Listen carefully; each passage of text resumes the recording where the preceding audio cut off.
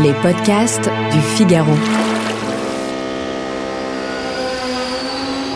Prêt pour le décollage. Ils les arborent fièrement sur leur portique telle une décoration militaire. Les étoiles sont aux hôtels ce qu'elles sont aux bons restaurants. Un gage de qualité. Du moins, en théorie. Car si elles influencent souvent notre envie de réserver ou non une nuit dans un établissement, elles ne sont pas forcément gage de satisfaction. On va vous aider à y voir un peu plus clair. Commençons par un peu d'histoire. Comme celle des restaurants, les étoiles des hôtels sont une invention française. Il faut remonter aux années 1930. À l'époque, leur nombre va de 1 à 4. La 5e étoile, elle, naît en 2009. Depuis l'année dernière, les hôtels sont classés selon 243 critères.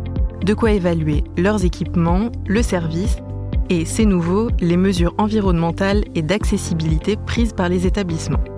C'est par exemple un point de plus pour les hôtels qui remplacent les baignoires par des douches. Mais si l'on regarde d'un peu plus près ce qui distingue un hôtel 2, 3 ou 4 étoiles, certains points ont de quoi surprendre. C'est ce que nous explique Yann Bernard Guilbault, chef de service au Figaro Voyage et spécialiste de l'hôtellerie. Un hôtel avec une façade propre et en bon état, croyez-le ou non, c'est pas obligatoire avant la 3e étoile.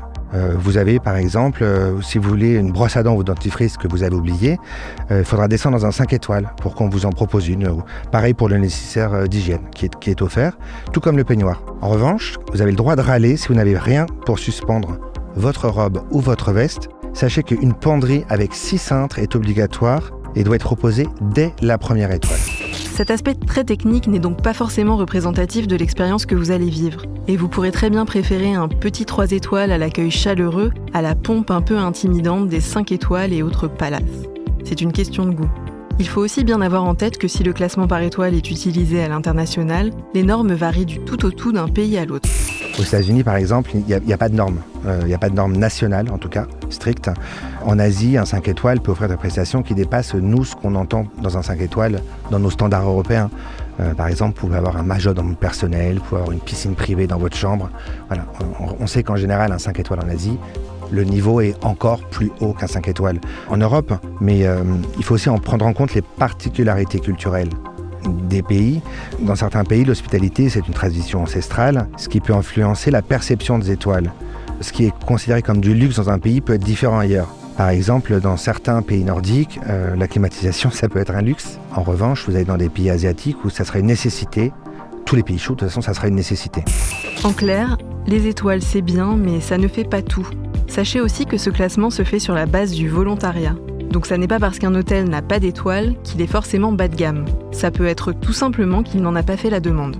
Pour finir, faites preuve de discernement et n'hésitez pas à multiplier les sources. Je pense qu'il faut conseiller aux gens qui ne savent pas encore où est-ce qu'ils vont aller de considérer à la fois le classement par les étoiles et le retour des clients. Aujourd'hui, on a quand même cette chance avec Internet, si on fait un petit peu attention, avoir une image et une vision complète, même si en règle générale, un 5 étoiles, il y a quand même peu de chances d'être déçu. En effet, au contraire des étoiles, les avis en ligne peuvent être gonflés par les hôteliers eux-mêmes. En 2017, pour montrer avec quelle facilité les notes étaient falsifiées sur TripAdvisor, un journaliste a inventé de toutes pièces un restaurant et demandé à ses amis d'écrire des commentaires élogieux à son sujet. 6 mois plus tard, l'adresse imaginaire était classée parmi les meilleures tables de Londres sur la plateforme. Mieux vaut donc être méfiant et se limiter aux avis vérifiés. En les croisant avec les étoiles, ils devraient vous donner une vision assez juste de la qualité de votre hôtel et vous permettre de dormir, au sens propre, dans de beaux draps. Merci d'avoir écouté ce podcast. Je suis Claire Rodino, journaliste au Figaro. Cet épisode a été réalisé par Louis Chabin, production Salomé Boulet et Aude Serret. Vous pouvez nous retrouver sur le site du Figaro et sur toutes les plateformes d'écoute. À bientôt!